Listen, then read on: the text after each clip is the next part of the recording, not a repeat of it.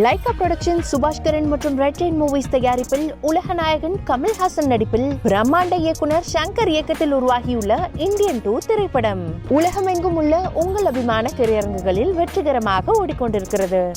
அமெரிக்க அதிபர் தேர்தல் களத்திலிருந்து Joe Biden விலகி இருக்கிறார். இது குறித்து நம்மிடையே பேசுவதற்காக அமெரிக்க வாழ் தமிழர் ஜீவா இணைப்பில் இணைந்திருக்கிறார். சார் வணக்கம். வணக்கம். குறிப்பா அமெரிக்க அதிபர் தேர்தல் கிழமை மாறி இருக்கு. வேட்பாளராக இருந்த ஜோ பைடன் விலகி கமலா ஹாரிஸை முன்மொழிஞ்சிருக்காரு.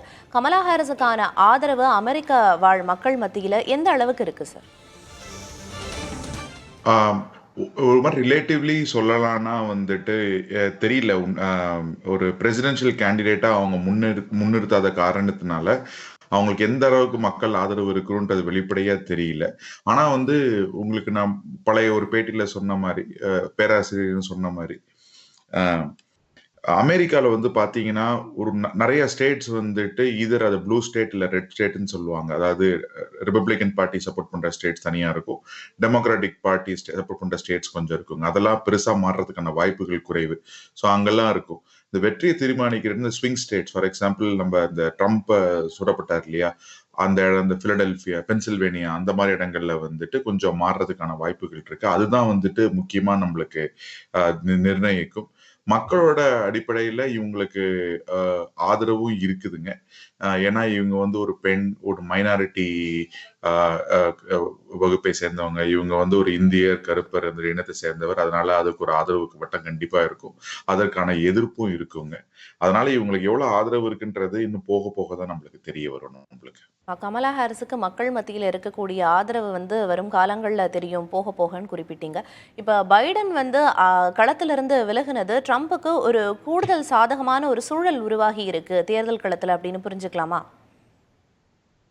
அப்படியும் சொல்லாங்க நம்ம. ஏன்னா இந்த அமெரிக்கன் எலெக்ஷன் ப்ராசஸ் பத்தி நீங்க புரிஞ்சிக்கணும். அமெரிக்கன் எலெக்ஷன் ப்ராசஸ் ஒருத்தர் மட்டுமே ஒரு கட்சியை எடுக்கிற முடிவு இல்லாம யாருக்கெல்லாம் விருப்பம் இருக்குதோ அவங்க எல்லாம் தன்னோட நாமினேஷனை ஃபைல் பண்ணி அந்த பார்ட்டிக்குள்ளேயே டிபேட்ஸ் பண்ணி அப்புறமா அந்த பார்ட்டில இருக்கவங்க செலக்ட் பண்ணுவாங்க.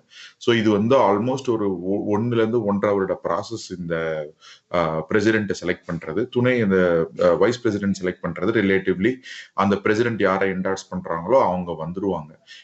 அதே மாதிரிதான் நம்ம விவேக் ராமசாமின்னு சொல்லிட்டு ரிபப்ளிக் பார்ட்டில ட்ரம்ப் கட்சியில ஒரு இந்தியர் ஒருத்தர் பார்ட்டிசிபேட் பண்ணாரு. அவருக்கு டெலிகேட்ஸோட ஆதரவு இல்லாததுனால அவரால் வைஸ் பிரசிடென்ட்டுக்கு ரன் பண்ண முடியல. ட்ரம்ப் ஜெயிச்சிட்டாரு. ஸோ அதனால பாத்தீங்கன்னா இது ஒரு பெரிய லாங் ப்ராசஸ். பைடன் அவர்கள் விலகினதுனால பிளஸஸும் நிறைய பேர் சொல்றாங்க, மைனஸும் சொல்றாங்க. ஏன்னா இப்ப இவ்வளவு டைம் இருக்குமா, அந்த டைமுக்குள்ள இவங்க ப்ராப்பரா பிரச்சாரம் பண்ண முடியுமா, அதுல ட்ரம்ப்பை கார்னர் பண்ண முடியுமான்ற பல விஷயங்களை அவங்க யோசிக்கணும். ட்ரம்ப் ஏன்னா ரொம்ப அக்ரெசிவா பிரச்சாரம் பண்ணிட்டு இருக்காரு. இப்ப நீங்க காட்டுற படத்திலே பாத்தீங்கன்னாலே அவரு அடிபட்டு இருக்குது, அந்த பேண்டேஜோட போயிருக்காரு. ஒரு 2 வாரத்துக்கு முன்னாடி பாத்தீங்கன்னா அமெரிக்கா ஃபுல்லா ஒரு போன வாரம்லாம் ஒரு ப்ரொடெஸ்ட் நடந்துச்சு, அவருக்கு ஆதரவு தெரிவிச்சு. அவங்க ரொம்ப உத்வேகமா ரிபப்ளிகன் பார்ட்டி ட்ரம்ப்புக்கு ஆதரவா பிரச்சாரம் பண்ணிட்டு இருக்காங்க. இவங்க ஆல்ரெடி ஒரு பேக் சீட்ல இருந்தாங்க. கண்டிப்பா பைடன் அவர்கள் விலகினது அவருக்கு ஆதரவு இல்லாத பட்சத்துல அது நல்ல விஷயமா இருந்தாலும் இதுக்கு மேல அவங்களால எவ்வளவு அக்ரெசிவா கம்பீட் பண்ண போறாங்கன்றதை பேஸ் பண்ணி தான் இந்த வெற்றி தோல்வி இருக்குதுங்க. தேர்தலுக்கு இன்னும் நாட்கள் இருக்கு. அரசியல் களம் தற்போது மாறி இருக்கு. இப்ப இருக்கக்கூடிய களம் அப்படிங்கிறது ட்ரம்ப்புக்கு சாதகமா இருக்கு. பொறுத்திருந்து பார்க்கலாம் என்னென்ன நகர்வுகள் அடுத்த கட்டமா நடக்குது அப்படின்னு. இணைப்பில் வந்தமைக்கு நன்றி சார். இன்னும் ஒரே ஒரு நிமிஷம்ங்க, ஒரு சின்ன தகவல். ஆக்சுவலி கமலா ஹாரிஸை நீங்க கமலா ஹாரிஸ்னு அஃபிஷியலா அவங்க என்டார்ஸ் பண்ணலைங்க. அதாவது ஜோ பைடன் அவரோட ஆதரவை கமலா ஹாரிஸுக்கு தெரிவிச்சிருக்காரு. ஆனா இனிமே அவங்க அதாவது அவர் என்ன சொல்லியிருக்காருன்னா, நான் அவர் மட்டும் கமலா ஹாரிஸ் போட்டியிடணும்னு சொல்லியிருக்காரு. ஆனா இன்னும் கமலா ஹாரிஸ் தான் அவங்களோட அபிஷியல் மெம்பரா எல்லாருமே என்டார்ஸ் பண்ணல. இன்னைக்கு ஒபாமா ஒரு ட்வீட்டோ இல்லாட்டி ஒரு அறிக்கை மாதிரி ஒண்ணு போட்டிருந்தாங்க, அவருமே என்டார்ஸ் பண்ணல கமலா ஹாரிஸ்ல அப்படின்ற மாதிரி ஒரு தகவல் இருக்குது. ஸோ பிரைமரிலி கமலா ஹாரிஸாகவும் வாய்ப்பு இருக்குது. அப்படி இல்லைன்னா வேற ஒரு டெமோக்ராட்டிக் கேண்டிடேட் வரதுக்கும் நிறைய வாய்ப்புகள் இருக்குது. அந்த இன்னொரு வேட்பாளர் யாரா இருக்கிறதுக்கு வாய்ப்பு இருக்கு சார்? கமலா ஹாரிஸா ஜோ பைடன் முன்மொழிஞ்சிருக்காரு. கமலா ஹாரிஸ் இல்லாம வேறு ஒருவருக்கு அதிபர் வேட்பாளர் ஆவதற்கான வாய்ப்புன்னா அது யாரா இருக்கக்கூடும்?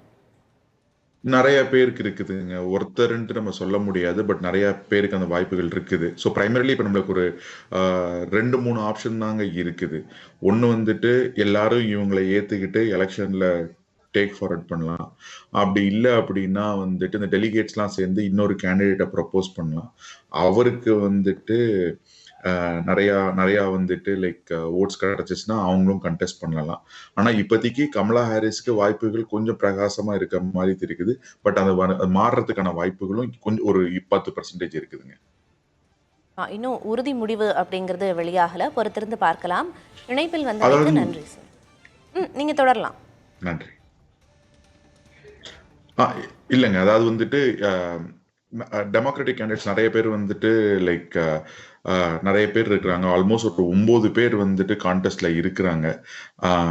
அதனால வந்துட்டு அதுல யாருக்கு நிறைய வாய்ப்பு இருக்குன்றது நான் தெரிஞ்சுக்கிட்டோன்னா தகவல் சொல்றேன். ஆனா இப்போதைக்கு வந்துட்டு என்னை பொறுத்த வரைக்கும் கமலா ஹாரிஸ்க்கு ஒரு மிகப்பெரிய வாய்ப்பு இருக்குது. ஆனா அவங்கள தவிர வந்துட்டு மற்றவங்களுக்கும் வாய்ப்பு போனாலும் ஆச்சரியப்படு ஒரு விஷயம் நல்லா புரிஞ்சுக்கணுங்க. இது வந்து தவறா கூட போய் சேரக்கூடாது. நான் ரொம்ப கரெக்டா சொல்லணும்னு நினைக்கிறேன். இது வரைக்கும் வந்துட்டு அமெரிக்கால ஒரு பெண் பிரசிடென்ட் வந்ததே கிடையாதுங்க. அது வந்து நிறைய பேருக்கு ஒரு ஏக்கமா கூட இருக்குது. ஸோ அதனால வந்துட்டு அந்த மாதிரியான விஷயங்களும் வந்து தேர்தல் களத்துல வந்துட்டு இம்பாக்ட் பண்ணும். ஸோ அதை எப்படி எடுத்துக்கிறாங்க அப்படின்ற மாதிரியான விஷயங்களும் இருக்குது. இப்ப நீங்க பாத்தீங்கன்னா கருப்பு இனத்தை சார்ந்த ஒபாமா வந்து முன்னாடி இருந்திருக்காரு. அதனால ஒரு பெண்ணே வந்து பிரசிடென்டாவே இருந்தது கிடையாது. இதுக்கு ஹில்லாரி கிளின்டன் அவங்க ஜெயிக்கல. ஸோ அது ஒரு விஷயமாக பார்க்கப்படுது. அதனால எப்படி ஓவராலா எப்படி இருக்குன்றது ஒரு முக்கியமான விஷயமாப்படுதுங்க. இப்போதைக்கு கமலா ஹாரிஸ் வர்றதுக்கான வாய்ப்புகள் இருக்குது. ஆனா அவங்க ஜெயிக்க முடியுமா அப்படின்றது ஒரு பெரிய கேள்விக்குறி தான். ஏன்னா அவங்களுக்கு ரொம்ப டைம் கம்மியா இருக்குது. மாதிரி பல விஷயங்கள் வந்து இந்த ஆகஸ்ட்ல வந்து டெமோக்ராட்டிக் கன்வென்ஷன் சிகாகோல இருக்குது. அது நடக்கும் முன்னாடி எல்லா விஷயமும் தகவலும் நம்மளுக்கு தெரிஞ்சிருங்க நம்மளுக்கு. கமலா ஹாரிஸை வேட்பாளரா ஜோ பைடன் முன்மொழிஞ்சாலும் கூட அவங்க முன்னாடி நிறைய சவால்கள் இருக்கிறத குறிப்பிட்டீங்க. அது மட்டும் இல்லாம வேறு நிறைய தகவல்களையும் சொன்னீங்க. இணைப்பில் வந்து பேசியதற்கு நன்றி சார். நாங்க மீண்டும் தொடர்பு கொள்றோம் உங்களை. நன்றிங்க. தேங்க்யூ. லைகா புரொடக்ஷன் சுபாஷ்கரன் மற்றும் ரெட் ரெயின் மூவிஸ் தயாரிப்பில் உலகநாயகன் கமல்ஹாசன் நடிப்பில் பிரம்மாண்ட இயக்குனர் சங்கர் இயக்கத்தில் உருவாகியுள்ள இந்தியன் 2 திரைப்படம் உலகமெங்கும் உள்ள உங்கள் அபிமான திரையரங்குகளில் வெற்றிகரமாக ஓடிக்கொண்டிருக்கிறது.